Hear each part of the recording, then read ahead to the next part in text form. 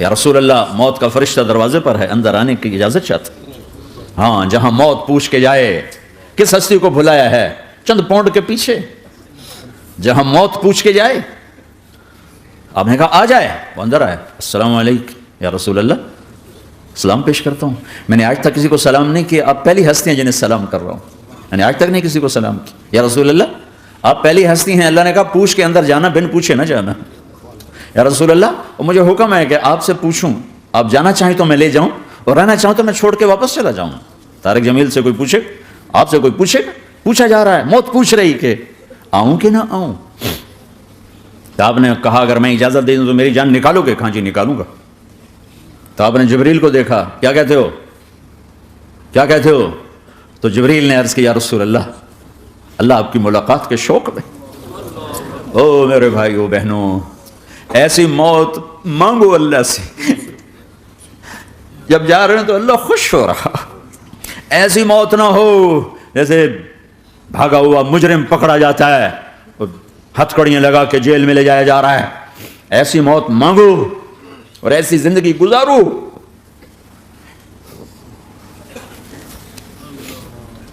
موت ہمارے لیے راحت ہے، اللہ خوش ہو رہا.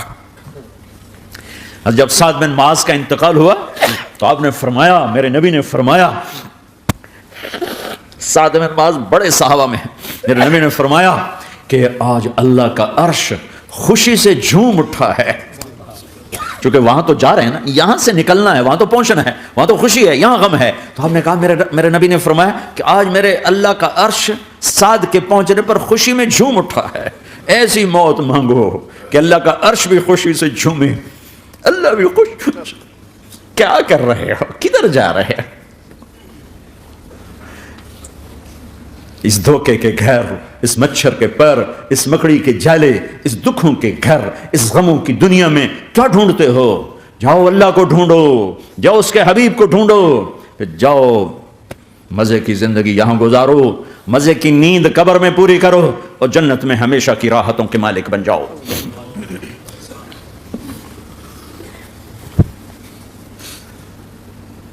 کہ یا رسول اللہ، اللہ ملاقات کے شوق میں ہے.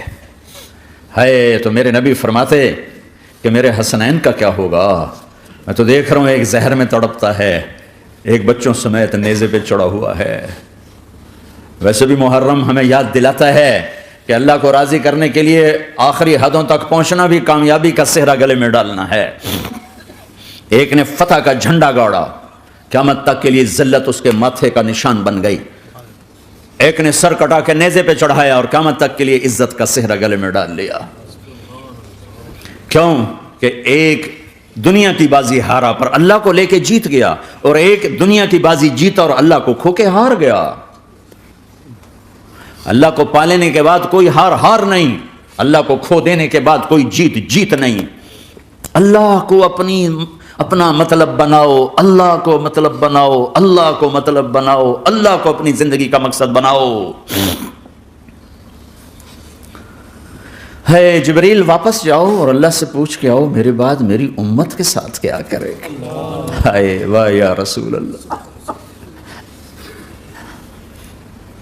ہر کوئی اپنے بچوں کے لیے پریشان ہوتا ہے کہ میرے بچوں کا کیا بنے گا.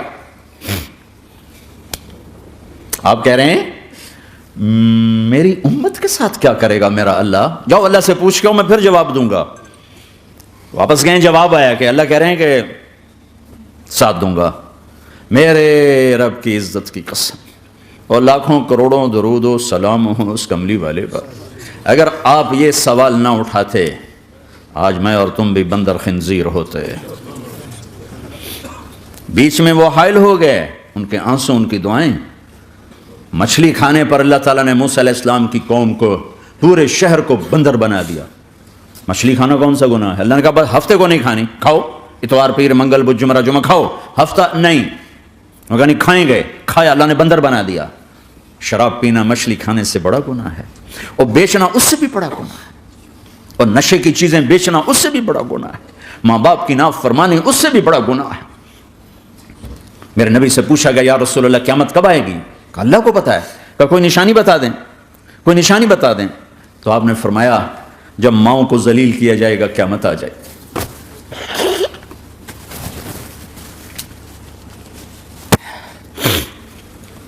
یہ تو اس کی دعائیں ہیں، بیچ میں آ کے کھڑی ہو جاتی ہیں۔ اللہ تعالیٰ نے کسی کو بندر بنایا، کسی کو خنزیر بنایا، کسی کو زمین میں دھسایا، کسی کو پانیوں میں بہایا، کسی کو ہواؤں سے اڑایا، کسی پر آگ کو برسایا، کسی پر بجلیوں کی چمک کو سے ان کو راکھ کیا۔ کب میرے رب نے کیا کچھ نہیں کیا۔ وَكَمْ أَهْلَكْنَا مِنَ الْقُرُونِ مِنْ بَعْدِ نُوحٍ وَكَفَى بِرَبِّكَ بِذُنُوبِ عِبَادِهِ خَبِيرًا بَصِيرًا۔ کیا کچھ نہیں ہوا ہمارے ساتھ، وہ کچھ کیوں نہیں ہوا کہ وہ کملی والے کی دعائیں ہیں، دعائیں ہیں، دعائیں ہیں، رونا دھونا ہے، امتی امتی۔ اچھا چلو یہ تو دنیا ہو گئی، آپ نے یاد رکھا میدان محشر میں میرے نبی نے فرمایا جب جہنم کو لایا جائے گا اور ایک چیخ مارے گی، کوئی کسی کو یاد نہیں کرے گا، سب بھول جائیں گے۔ ہر ایک کی زبان کے آپ نے مشہور لفظ سنا ہوگا، نفسی نفسی۔ جب جہنم آئے گی تو ایک چیخ مارے گی اور کئی بلین فرشتے اس کو پکڑ کے لا رہے ہوں گے اور وہ ان کے ہاتھوں سے نکل رہی ہوگی اور اس کی آگ کے شعلے اور اس کا دھواں اور اس کی چیخ اور اس کی آواز۔ تو جب وہ قریب آئے گی تو اس کے آواز پر سارے مرد عورت زمین پر گریں گے اور سب کہیں گے یا رب نفسی نفسی، یا رب نفسی نفسی، یا رب نفسی نفسی، یا اللہ میری جان میری جان، ماں نہیں، ابا نہیں، بیوی نہیں، بچے نہیں، بھائی نہیں، میری جان۔ چلو میں تو آپ عام لوگ ہیں، انبیاء نبی کہیں گے یا اللہ میری جان، ابراہیم خلیل جیسے کہیں گے یا اللہ میں کسی کا سوال نہیں کرتا، باپ کا بھی نہیں کرتا، میری جان۔ اور عیسیٰ علیہ السلام جیسی ہستی کہیں گے یا اللہ میں اپنی ماں مریم کا بھی سوال نہیں کرتا، میری جان میری جان۔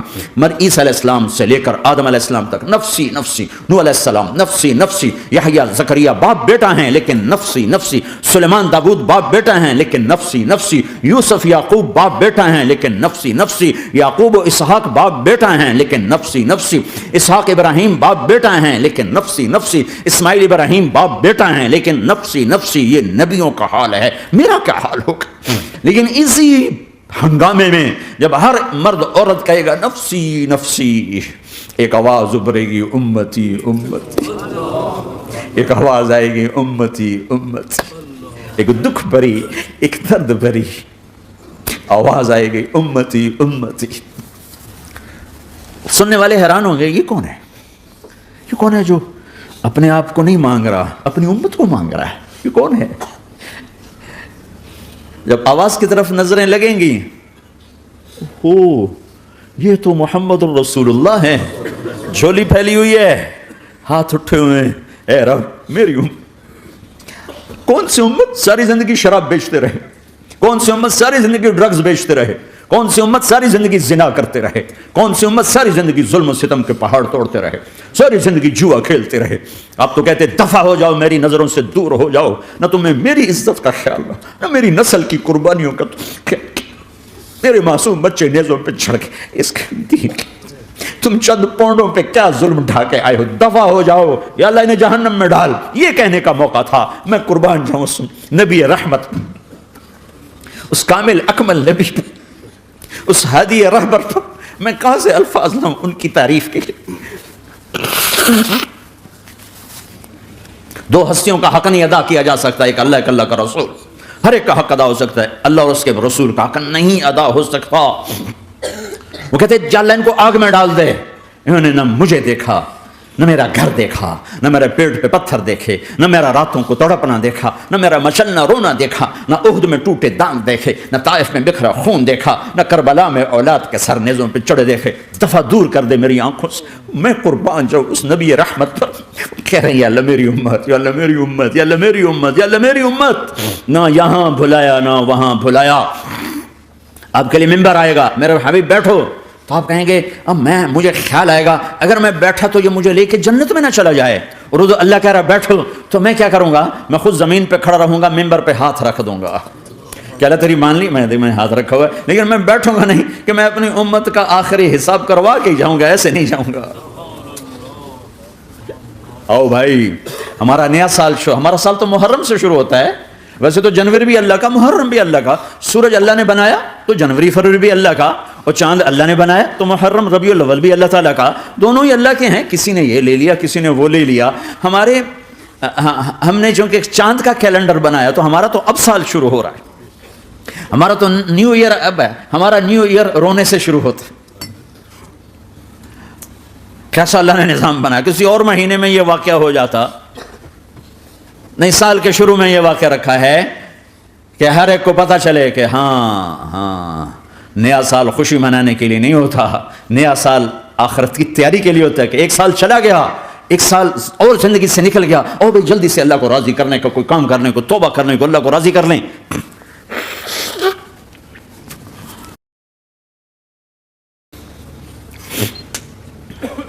لیکن آپ کیا کہہ رہے ہیں؟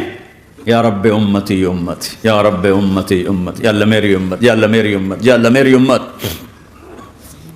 اور ایسی شفقت و محبت آپ کہیں گے یا اللہ یہ میری امت کا حساب میرے حوالے کر، میں لوں گا، تو نہ لے، میں لوں۔ تو اللہ تعالیٰ فرمائیں گے آپ کیوں لینا چاہتے ہیں؟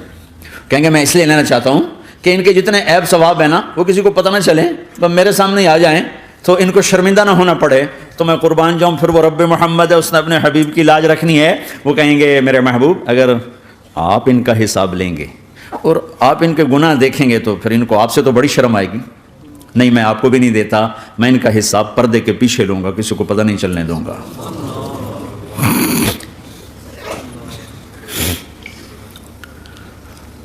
اتنی بڑی ہستی، اور آگے دیکھو طائف میں پتھر پڑ رہے ہیں اور ہر قدم پہ پتھر پڑتے ہیں، یہاں تک کہ ایک دم پتھر پڑنے سے تو خون نہیں نکلتا، پتھر کون سا کوئی تیر ہوتا ہے، پتھر تو پتھر، لیکن اتنے پتھر پڑے پنڈلیوں کے اوپر کہ پھٹ گئیں، ان سے خون نکلتے نکلتے نکلتے جو جوتا تھا پاؤں میں ایسے ساتھ ایسے چپک گیا،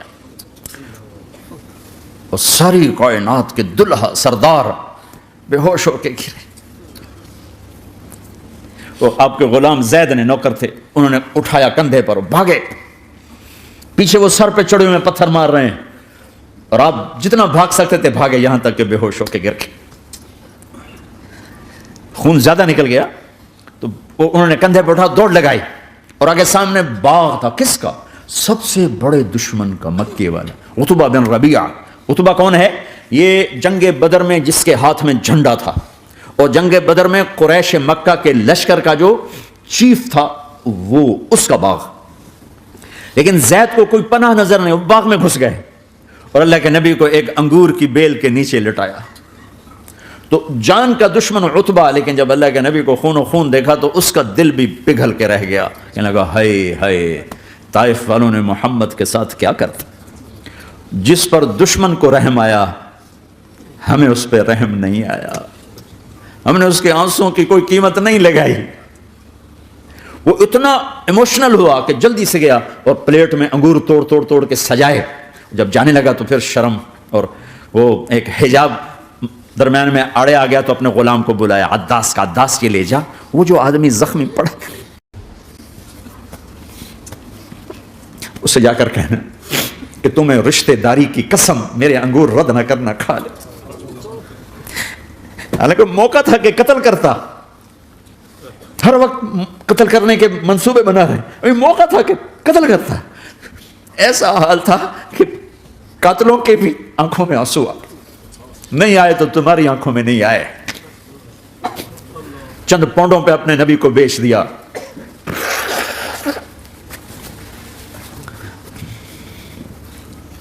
کہنے کا عداس یہ لے جا، وہ جو آدمی لیٹر پڑا، اسے کہنا تمہیں رشتہ داری کی قسم دیتا ہوں میرے انگور رد نہ کرنا، کھا۔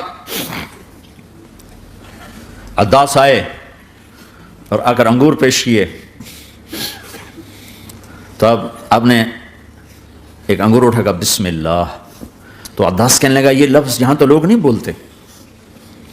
آپ نے پوچھا تو کہاں کا ہے؟ کہا میں نینوا کا ہوں۔ اچھا، میرے بھائی یونس کے شہر کا، یونس علیہ السلام۔ وہ کہنے لگا وما ادراک ما یونس، آپ کو یونس کا کیسے پتا ہے؟ تو آپ نے فرمایا میں اللہ کا نبی ہوں، وہ بھی اللہ کا نبی تھا۔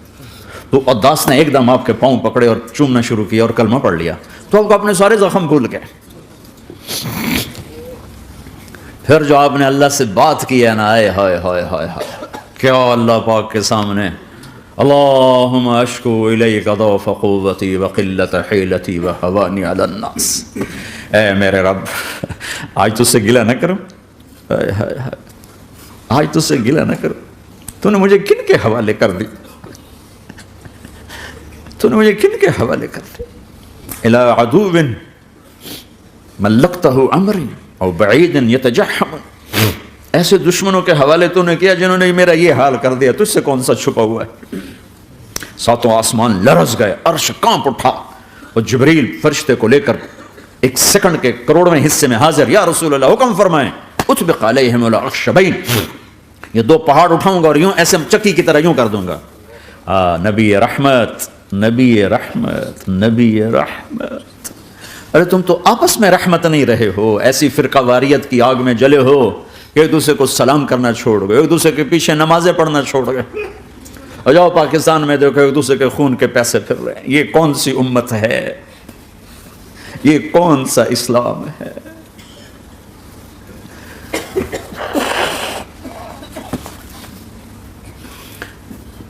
حضرت عائشہ نے پوچھا یا رسول اللہ آپ کو سب سے زیادہ تکلیف کہاں پہنچی؟ کہ طائف میں۔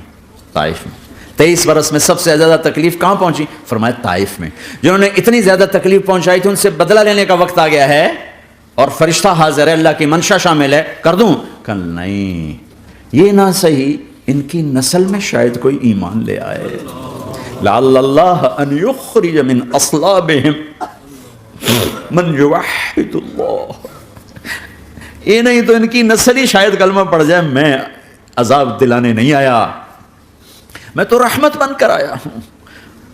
ما بعثت لعانا، میں لان تان کرنے نہیں آیا، انما بعثت رحمتا، میں تو رحمت بن کے آیا ہوں۔ اب ممبر پہ بیٹھنے والے لانتیں برسا رہے ہیں اپنوں پر۔ امت بنو، مسلمان بنو۔ اس دعا پر آسمان کے فرشتے روئے ہیں، ساتوں آسمان کے فرشتوں میں ہلچل مچ گئی۔ میرے بھائیو، یہاں کوئی آزاد نہیں ہے، موت سے لڑو، دکھاؤ، بڑھاپے سے لڑ کے دکھاؤ، غم اور دکھوں سے لڑ کے دکھاؤ۔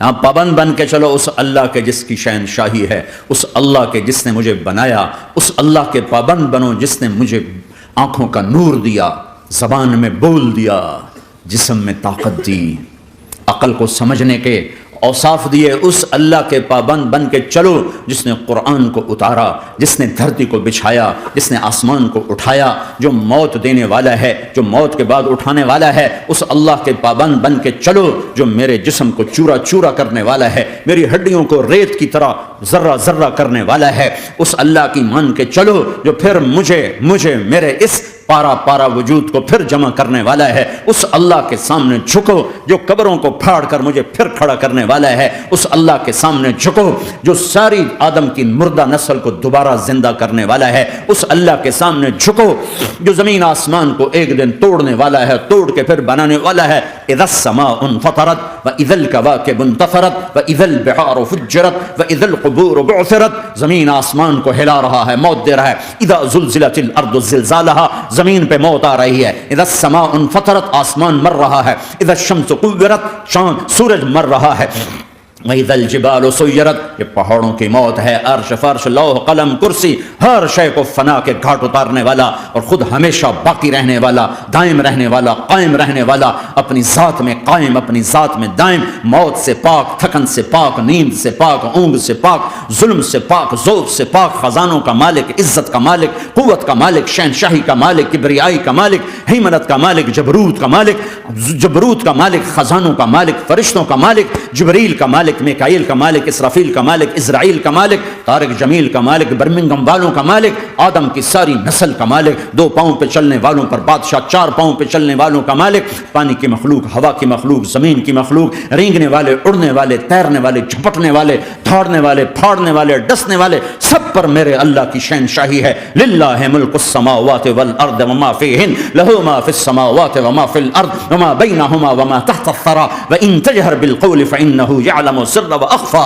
وہ کون ہے؟ اللہ۔ اللہ کیسا ہے؟ لا الہ الا ہو، کوئی اس جیسا نہیں، اکیلا معبود ہے۔ صفات کیسی ہیں؟ لہ الاسماء الحسنى، کیا صفات ہیں؟ الرحمن الرحیم، الملک القدوس، السلام المؤمن، المہیمن العزیز الجبار المتکبر، الخالق البارئ المصور الغفار القہار الوہاب، الرزاق الفتاح العلیم القابض الباسط الخافض الرافع، المعز المذل السمیع البصیر الحکم العدل، اللطیف الخبیر الحلیم العظیم الغفور الشکور العلی الکبیر الحسیب المقیم المقيت الجليل الكريم الرقيب المجيب الواسع المجيد الحق الوكيل القوي المتين الولي الحميد المحصي الودود المبدي المعيد المحيي المميت الواجد الماجد الواحد الأحد الصمد القادر المقتدر المقدم المؤخر الأول الآخر الظاهر الباطن الوالي المتعال البر التضاب المنتقم العفو الرؤوف مالك الملك ذو الجلال والإكرام المقسط الجامع الغني المغني المانع الضار النافع النور الهادي البديع الباقي الوارث الرشيد الصبور جل جلاله